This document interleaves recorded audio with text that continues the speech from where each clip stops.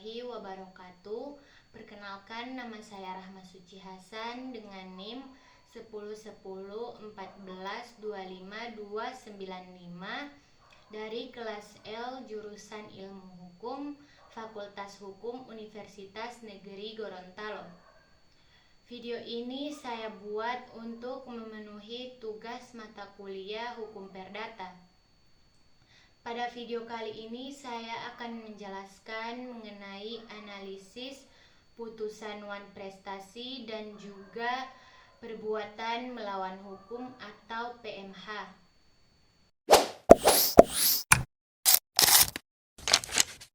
Baik, saya akan menjelaskan mengenai analisis putusan perdata wan prestasi dengan nomor putusan nomor 27 garing perdata gugatan garing 2024 garing Pengadilan Negeri Cibadak. Para pihak antara lain yaitu ada penggugat PT Bank Perkreditan Rakyat Nusantara Bona Pasogit 11 Kantor Cabang Sukabumi dan para tergugat yaitu yang pertama ada Rina Lidiawati sebagai tergugat 1 dan yang kedua ada Deden Suwardi sebagai tergugat 2.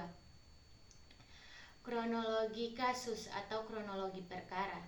Perkara ini bermula ketika PT Bank Perkreditan Rakyat Nusantara Bona Pasogit 11 memberikan fasilitas kredit kepada Rina Lidiawati dan Deden Suwardi. Perjanjian kredit tersebut dilakukan secara tertulis pada tanggal 27 Oktober 2020.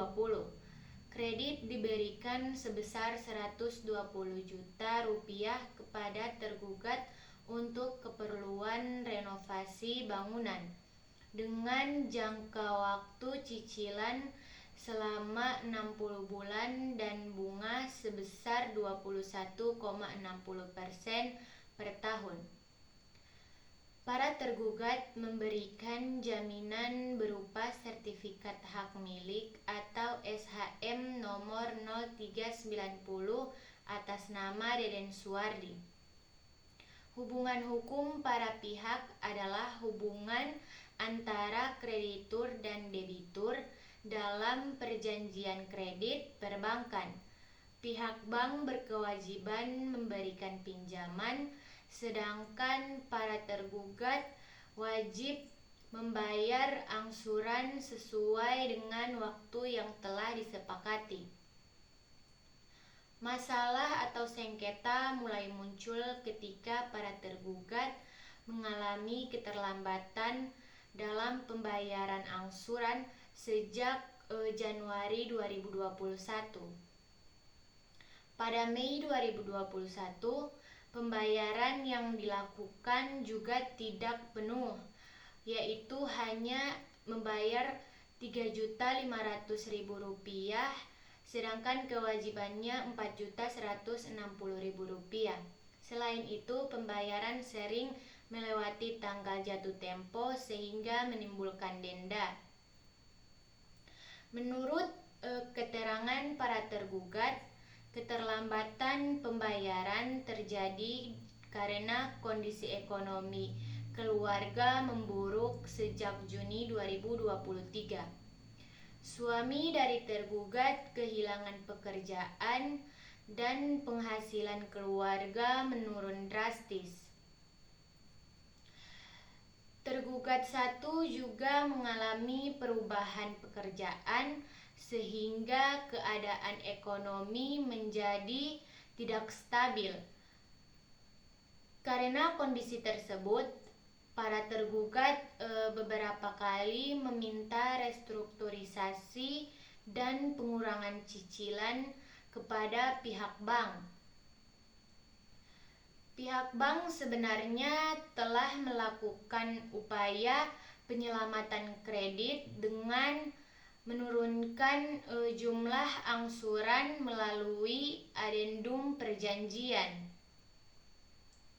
Namun, para tergugat tetap belum mampu memenuhi kewajibannya secara penuh, sehingga timbul tunggakan sebesar Rp77.327.700 karena tidak tercapai penyelesaian. Penggugat mengajukan gugatan wan prestasi ke Pengadilan Negeri Cibadak. Yang kemudian pertimbangan hakim dalam perkara ini, majelis hakim tidak langsung memeriksa pokok perkara, melainkan terlebih dahulu menilai formalitas gugatan penggugat.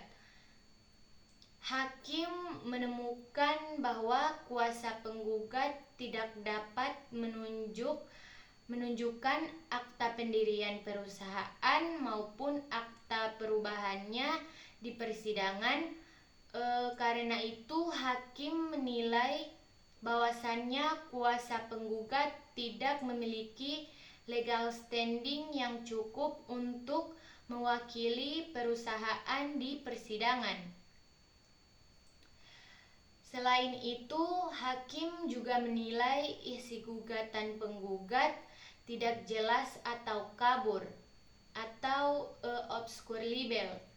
Penggugat dianggap tidak menjelaskan secara rinci mengenai waktu dimulainya kewajiban pembayaran, waktu berakhirnya kredit, serta perhitungan tunggakan setelah adanya adendum perjanjian.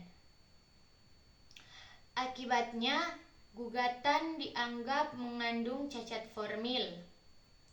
Berdasarkan alasan tersebut, hakim menyatakan bahwa gugatan penggugat tidak dapat diterima atau NO. Jadi amar putusannya yaitu yang pertama, menyatakan gugatan penggugat tidak dapat diterima atau NO. Dan yang kedua yaitu menghukum penggugat untuk membayar biaya perkara sebesar Rp240.000. Analisis mahasiswanya yaitu, menurut saya putusan hakim dalam perkara ini sudah cukup tepat karena hakim lebih mengutamakan ketelitian dan kelengkapan formal gugatan sebelum memeriksa pokok perkara atau pokok sengketa. Walaupun memang para tergugat memiliki tunggakan kredit, tetapi gugatan penggugat dinilai belum memenuhi syarat formil karena kurang jelas dan tidak lengkap. Di sisi lain, para tergugat juga sebenarnya mengakui bahwasannya mereka memiliki utang dan tidak menolak kewajiban membayar. Mereka hanya mengalami kesulitan ekonomi sehingga meminta keringanan pembayaran dan penurunan cicilan. Hal ini menunjukkan bahwa perkara lebih dipengaruhi oleh kondisi ekonomi daripada niat buruk untuk tidak membayar sama sekali. Putusan ini dapat dianggap adil karena hakim tidak serta-merta memenangkan pihak bank tanpa memperhatikan prosedur hukum yang benar. Dalam hukum perdata, gugatan harus jelas, rinci, dan memenuhi syarat formal agar dapat diperiksa lebih lanjut. Namun, perkara ini masih memungkinkan diajukan kembali oleh penggugat dengan memperbaiki kekurangan dalam surat gugatan tersebut.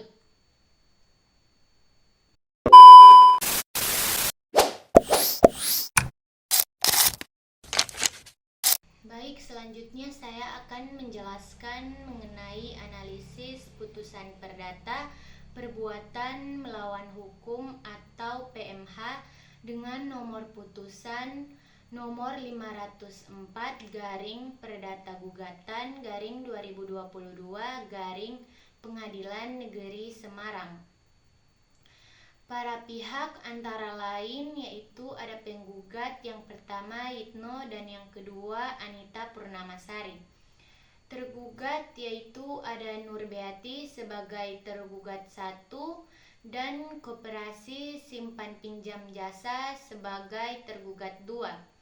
Ada juga Kantor Pelayanan Kekayaan Negara dan Lelang atau KPKNL sebagai turut tergugat.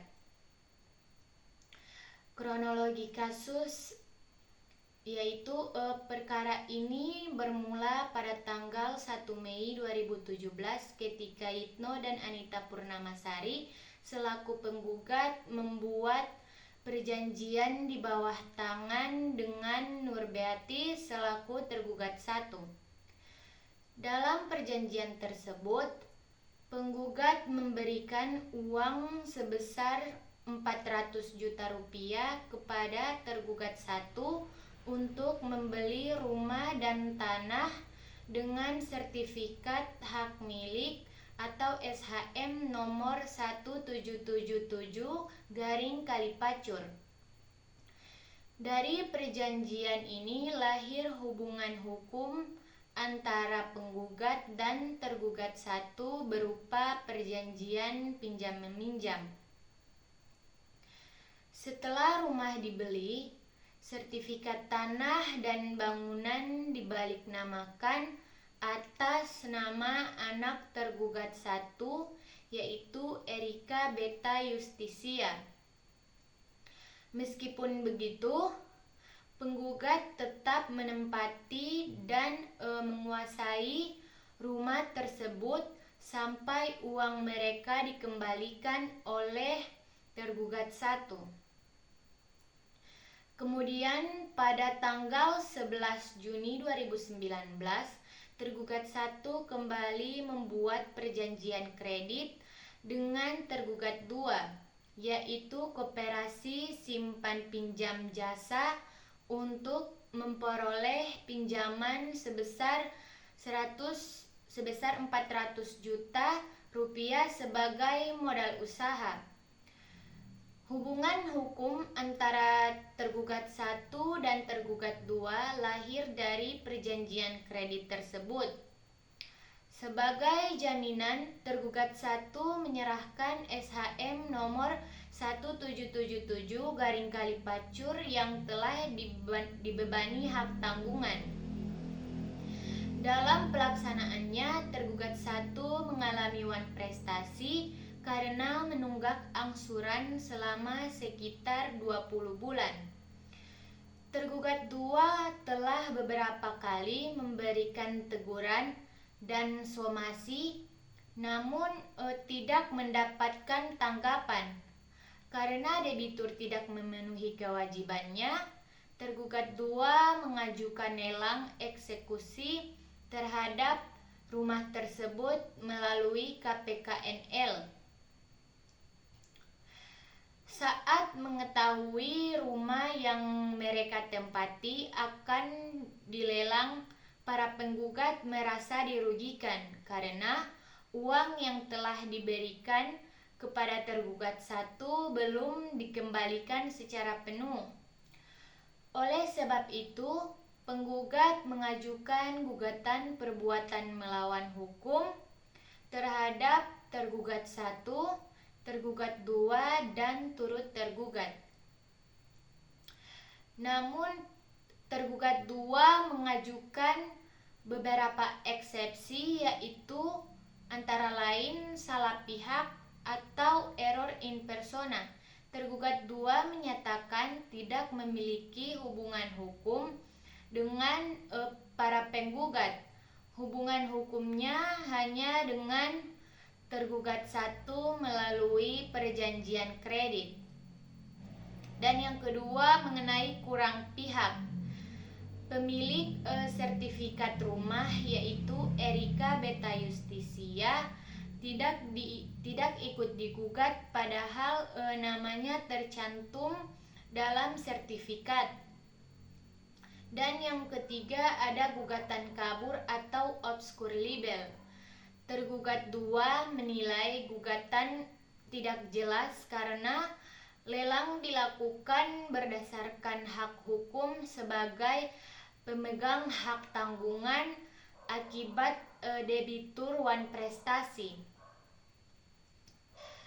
Kemudian pertimbangan majelis hakim mempertimbangkan bahwa objek sengketa berupa SHM nomor 1777/Kalipacur tercatat atas nama Erika Beta Justisia, namun yang bersangkutan tidak dijadikan pihak dalam gugatan.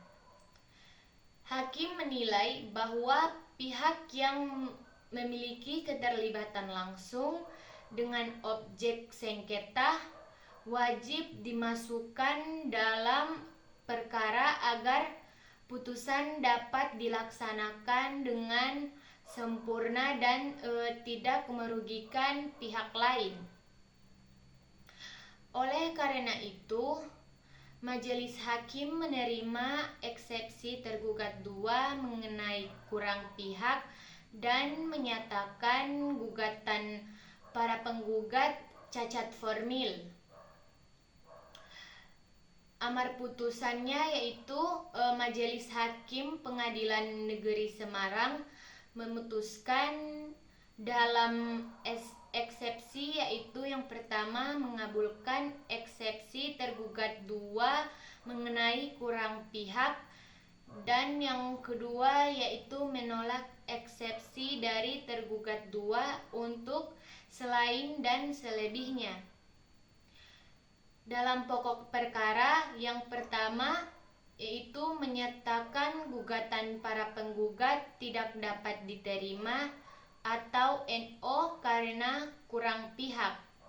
Dan yang kedua yaitu menghukum para penggugat untuk membayar biaya perkara sejumlah Rp2.069.000. Dan yang terakhir analisis mahasiswa atau legal opini. Jadi menurut saya putusan hakim sudah tepat secara hukum acara perdata karena gugatan para penggugat memang kurang pihak. Pemilik sah sertifikat yaitu Erika Beta Justisia seharusnya ikut digugat karena memiliki hubungan langsung dengan objek yang dipersengketakan. Selain itu, tergugat 2 juga pada dasarnya menjalankan haknya sebagai pemegang hak tanggungan setelah tergugat 1 wan prestasi. Tergugat 2 telah memberikan beberapa somasi sebelum akhirnya melakukan proses lelang, sehingga tindakan tersebut memiliki dasar hukum yang sah. Namun dari sisi keadilan, para penggugat sebenarnya juga dirugikan karena telah menyerahkan uang sebesar Rp400 juta kepada tergugat 1. Akan tetapi kedudukan hukum para penggugat menjadi lemah karena perjanjian yang dibuat hanya berupa perjanjian di bawah tangan dan tidak disertai pengikatan hak atas tanah secara resmi. Perkara ini menunjukkan bahwa transaksi terkait tanah dan bangunan sebaiknya dibuat melalui akta autentik dan disertai perlindungan hukum yang jelas agar tidak menimbulkan sengketa di kemudian hari.